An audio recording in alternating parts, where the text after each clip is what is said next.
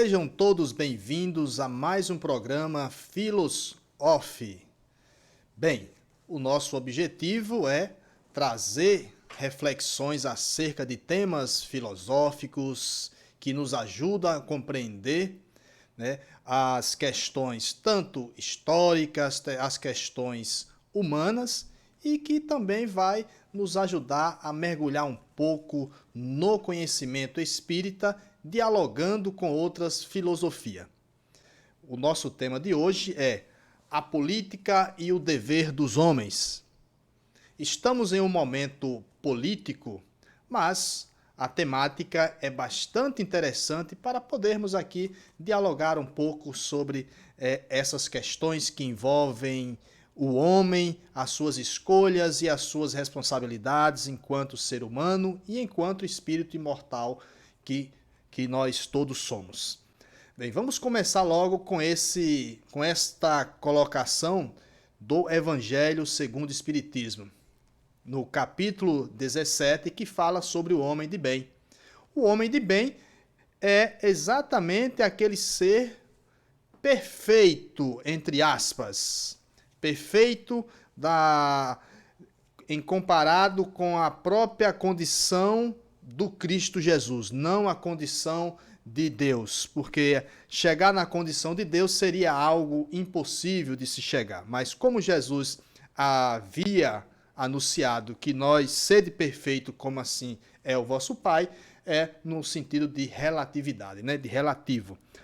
Então, no capítulo 17, o homem de bem diz exatamente o seguinte: o homem de bem é aquele que toma a defesa do fraco contra o forte e sacrifica sempre seus interesses à justiça. Isso está lá escrito no Evangelho segundo o Espiritismo. Mas vocês poderiam perguntar, o que isso tem a ver com a política? O que isso tem a ver com o dever dos homens?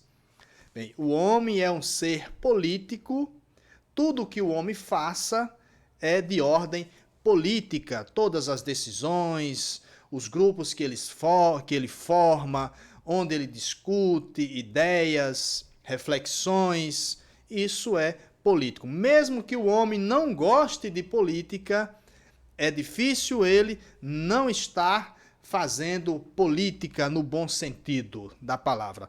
O que acontece muitas vezes é que muitos homens não a entendem como realmente é a política. Mas vamos trazer aqui a primeira colocação de uma filósofa conhecida, jornalista, apesar de que ela não gostava de se intitular filósofa, mas as pessoas a intitularam de filósofa, que é Hannah Arendt. Então, Hannah Arendt tem um pensamento muito interessante, inclusive já trouxemos aqui alguns pensamentos e reflexões sobre esta grande pensadora. Ela vai dizer o seguinte com relação à política: a política baseia-se no fato da pluralidade dos homens. Ele deve, portanto, organizar e regular o convívio de diferentes, não de iguais. Bem, se nós fizermos reflexões com relação a esse pensamento, entenderemos de fato para que serve a política. Observe que ela diz que o seguinte, que a política serve para organizar e regular o convívio de diferentes, não de iguais. Ou seja, a partir do momento que nós nos dispomos a enveredar pelo caminho da política, a cumprir um papel de político de carreira, nós também temos que nos colocar como cidadãos justos, como cidadãos que realmente desejam o bem de todos. Portanto, cabe ao cidadão que almeja esse posto, quando lá chega como político, ele deve olhar não para as suas condições particulares mais, e sim olhar para o povo, governar sempre para o povo, almejando o bem do povo, governar os bens públicos de forma justa, de forma ordeira, de forma honesta. Não é o que vemos. mas não nos tira a esperança de que um dia nós teremos políticos em sua totalidade ampla, governando o Brasil, governando os outros países, políticos justos e honestos. Mas para isso precisa que nós façamos a nossa parte. Precisamos entender de fato o que é política e para o que ela serve, né, a política. Então, aqui dá para a gente entender que a política vai servir aquelas pessoas que são iguais, obviamente, mas que deve atender mais ainda aos diferentes, trazendo as pessoas diferentes, as pessoas rejeitadas, o povo discriminado, para que ele tenha acesso a todas as coisas que a política deve nos favorecer, né? Então, a política tem esse sentido, vamos dizer assim, um sentido nobre. Se nós nos perguntarmos, Jesus foi político? Jesus não deixou de ser político, mas Jesus se distanciou dessa política mesquinha. Jesus não assumiu cargo nenhum, mas Jesus trouxe a ideia máxima e divina de que aqueles ensinamentos que ele colocava deveria engendrar-se pelos caminhos da política, deveria engendrar-se pelos caminhos das instituições públicas, privadas, porque só assim o homem atingiria a verdadeira felicidade. Muda-se o homem, muda-se as instituições, muda-se o homem, muda-se a forma de fazer política. O homem atingindo virtudes, essas virtudes, notoriamente, engendrarão pelos caminhos da política. Esses homens assumindo os cargos públicos, políticos, também melhorarão as instituições. Não tem como melhorarmos as instituições públicas, privadas, sem melhorar o homem, sem nos melhorar. Mais um pensamento aqui de Charles Louis de Secondat.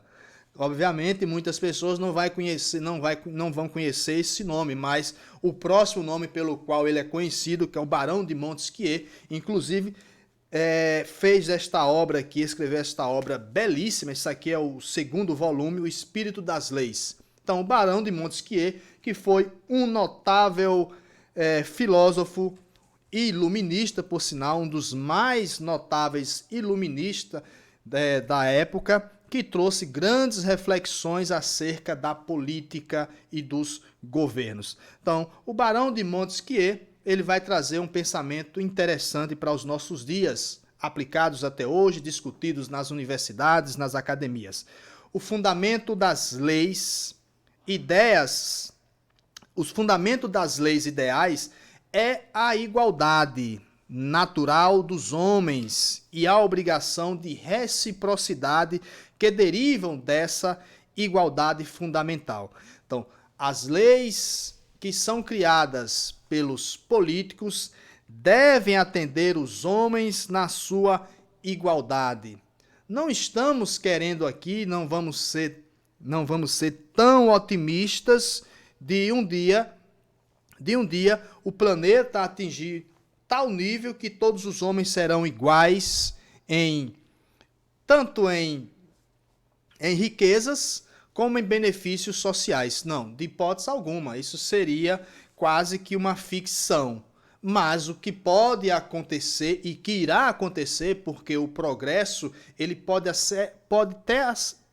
até ser barrado, né? Barrado no sentido de retardado. Mas esse progresso jamais será interrompido na sua totalidade. Podemos hoje dar um passo mais frágil. Podemos hoje não andar tanto quanto gostaríamos de ter andado, mas o progresso ele é inevitável, como assim coloca os espíritos. Então, o Barão de Montesquieu, ou seja, Charles de Secondat, vai trazer esse pensamento belíssimo que as leis são criadas para todos. Então, não vamos ser ingênuos que todos nós seremos ricos na mesma proporção. Não vai existir, porque uns precisam trabalhar, outros precisam estar à frente de algumas instituições. Mas o que não pode existir, pessoal, é as desigualdades sociais. Vai existir os ricos, vai existir os menos ricos, vamos dizer assim, não os miseráveis. Uma sociedade de miseráveis é uma sociedade que ainda está fracassada. Então, se um governante deseja e governa uma sociedade de miseráveis, como vai dizer Etienne de la Boétie, é um governo fracassado, é um governo derrotado, um governo que só governa para pessoas miseráveis. O bom governo é aquele que governa para uma sociedade próspera. Esse é o pensamento de Etienne de la Boétie. Então, vale aí essa reflexão. Então, quem governa deve governar com virtudes. Mas quem elege esses homens deve também ter virtudes? Obviamente, sim, e é uma necessidade urgente, porque os homens sem virtudes, os homens viciosos só ocupam cargos públicos políticos porque homens viciosos os elegem para lá governarem. E eles serão os primeiros a serem governados por esses homens e sofrer as suas injúrias e as suas perseguições. Então, sofremos com governos despóticos, entre aspas, um termo bem usado antigamente. Sofremos com governos ditatoriais, usado há pouco tempo, mas que em algumas sociedades ainda existem esses governos ditatoriais. Mas vamos usar o termo mais atualizado, que são os governos totalitários que estão em ascensão, né, no mundo. Então precisa que nós, que elegemos esses homens, adotemos uma postura virtuosa para distinguirmos o verdadeiro homem justo do injusto, o verdadeiro político bom do político mau. O político mau seria aquele que governa por interesses próprios, sem pensar no povo de hipótese alguma, sem melhorar. Também não é aquele governo que faz mais se locupleta do bem público, mesmo fazendo benfeitorias para a sociedade. Esse governo é também um governo mau, porque o verdadeiro governo bom seria aquele que governa para todos, sem sequer usufruir de nenhum bem público. Ele está ali para servir o povo, ele está ali para servir a sociedade. Então, na questão, pessoal, 792 de O Livro dos Espíritos, traz uma questão muito interessante e pertinente que eu selecionei aqui para interagirmos um pouco com o nosso tema.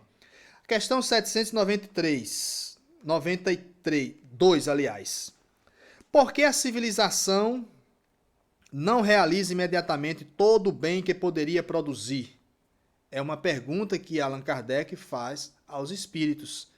A resposta é o seguinte: porque os homens ainda não estão preparados nem dispostos a conseguir esse bem. Então, se nós almejamos governos melhores, políticos melhores, nós precisamos nos melhorar para melhorar assim a nossa consciência, ampliando a capacidade de livre-arbítrio, que é a capacidade de escolha, para depois, em seguida, fazermos as escolhas corretas, as escolhas mais justas, sem interesse algum, E no tempo de hoje, que é um tempo de momento político que estamos vivendo, precisamos estar atentos a essas questões. Jamais deveremos dar o voto a alguém recebendo algo em troca, seja qual for o benefício. O homem que pensa dessa forma, pensa de forma degradante, pensa numa sociedade degradante. Então precisamos nos libertar dessas questões, porque se assim agimos, votamos em pessoas e nos escravizamos, porque nos unimos a ela, feitos servos e servidores, né? E senhores, na verdade. Então, a questão 791 diz o seguinte, pessoal: a civilização evoluirá um dia, fazendo com que desapareçam os males que tenham produzido? Ou seja, a civilização vai evoluir, vai se melhorar. Claro, e nós, espíritas, somos claros em dizer isso, que a sociedade vai evoluir. Mas, para isso, os espíritos dizem, sim, quando o moral estiver tão desenvolvido quanto a inteligência, o fruto não pode vir antes da flor. Então, para isso, precisamos, observe que tem muitos homens inteligentes, homens astutos, mas que não conseguem resistir, né, às paixões da cobiça, às paixões dos desvios de conduta, às facilidades que a política lhe oferece. Entram na política com o desejo de fazer o bem, mas cede todas a esses vícios, a essas paixões.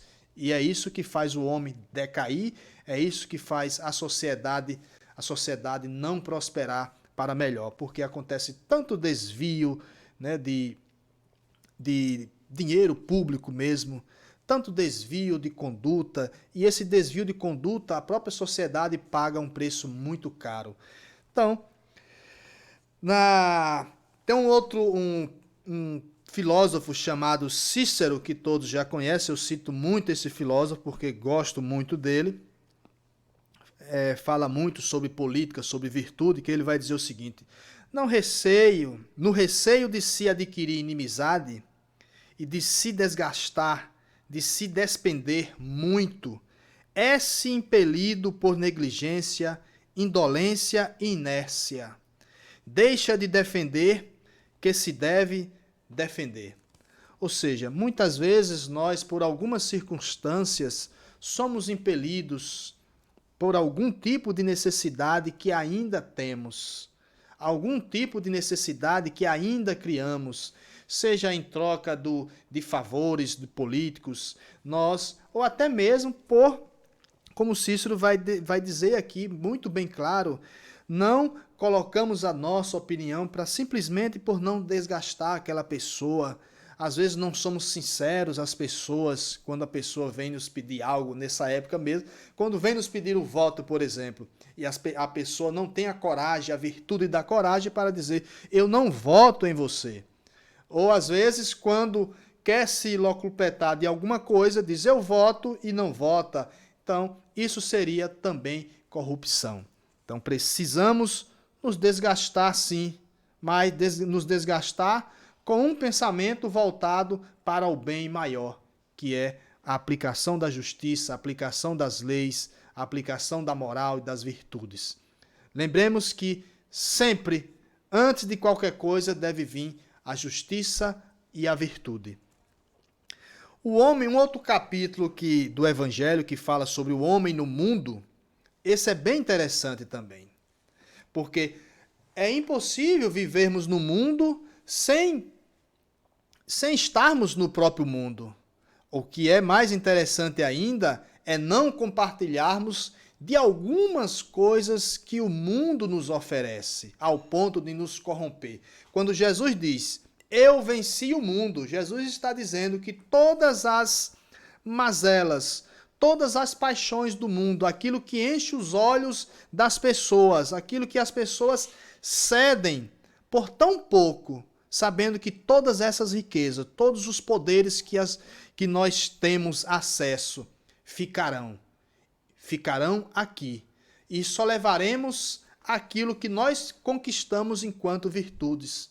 Então, infeliz é o homem que acredita que todo esse poder que esteja ele usufruindo agora, dominando uns, mandando em outros, infringindo leis, burlando leis. Então, todos esses poderes não passarão de areia quando o vento vem e bane essa areia. Então, meus amigos, essas reflexões elas são necessárias para que tenhamos um pensamento mais voltado para as virtudes, para os ensinamentos do próprio Cristo. Na dúvida de alguma coisa, é só fazer a célebre pergunta: o que Jesus faria no meu lugar? E a resposta ela vem rápida.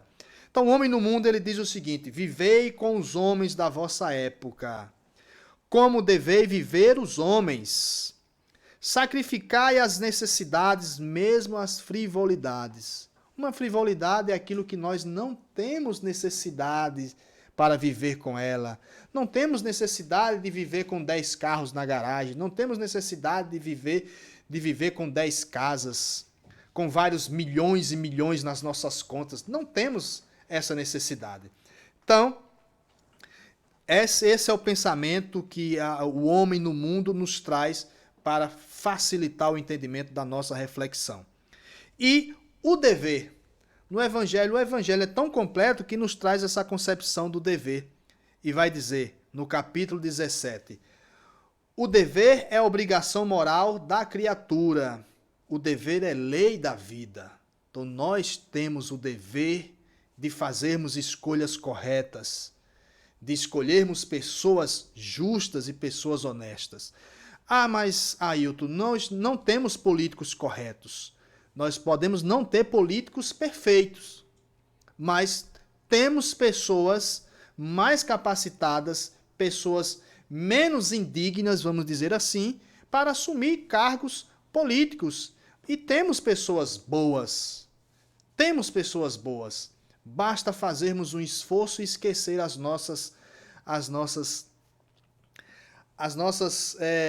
os nossos interesses, vamos dizer assim, particulares. Essas coisas dificultam um pouco as nossas escolhas quando nós temos interesses particulares em escolher A ou B. Esqueçam os interesses e logo veremos o homem mais justo para estar na política. Então, mas diante dos sofismas, das paixões, o homem mostra-se impotente. Quais são os sofismas? Os sofismas são as ilusões que o homem cria referente às verdades. Então, quando o homem está obscurecido pelo sofisma das suas próprias paixões, criam verdades para si em benefício de si próprio e não do próprio povo, então isso dificulta fazer as escolhas. Então, é dever do homem estar ligado às questões mais elevadas, mas é dever do homem também estar voltado para as questões mais ínfimas, mais simples. Então, o dever de ordem dos sentimentos, esse é o mais difícil, mas tem o de ordem material, o dever que é mais fácil, fazer uma escolha é mais fácil. Agora, tem um dever de nos lapidarmos moralmente, esse é mais difícil. Então, vamos cumprir o dever que está mais próximo de nós. Então, o dever íntimo do homem fica ligado ao seu livre-arbítrio. Tudo que nós fazemos, o nosso é por conta do nosso livre-arbítrio. E responderemos por essas escolhas. Queremos uma sociedade de políticos justos. Mas aí vai a pergunta. Mas estamos fazendo escolhas justas? Estamos fazendo escolhas não para atender os nossos particulares, mas para atender o povo de uma forma geral? Então, fica aí a nossa reflexão de hoje. Que Jesus nos abençoe e até o próximo encontro aqui no Philos Off.